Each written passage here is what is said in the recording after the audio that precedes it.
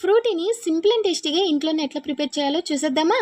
First మనకి 2 చిన్న చిన్న మామిడికాయలు అట్లనే ఒక పెద్ద మామిడి పండు అయితే కావాలి. వీటిని మంచిగా వాష్ చేసేసి పీల్ ఆఫ్ చేసేసుకొని చిన్న చిన్న ముక్కలుగా అయితే కట్ చేసి పెట్టేసుకోండి. ఇప్పుడు స్టవ్ పైన ఒక బౌల్ పెట్టేసుకొని మామిడి పండు, మామిడికాయ ముక్కలు వేసేసుకొని కొద్దిగా వాటర్ వేసి టేస్ట్‌కి సరిపడా షుగర్ వేసేసుకొని బాగా మగ్గించుకోవాలండి. బాగా కుక్ అయిపోయిన తర్వాత స్టవ్ ఆఫ్ చేసేసి చల్లారిన తర్వాత మిక్సీలో వేసేసుకొని మంచిగా పేస్ట్‌లు అయితే కట్టేసుకోవాలి.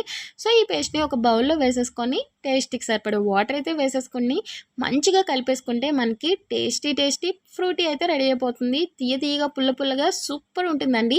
చిన్నప్పుడు ఊరికే 10 రూపీస్ ఇచ్చి తెగ తాగేసేదాన్ని ప్యాకెట్స్. ఇప్పుడు ఇంట్లోనే ప్రిపేర్ చేసుకొని తాగుతుంటే నిజంగా చెప్తున్నా అద్భుతహ అనిపిస్తుంది.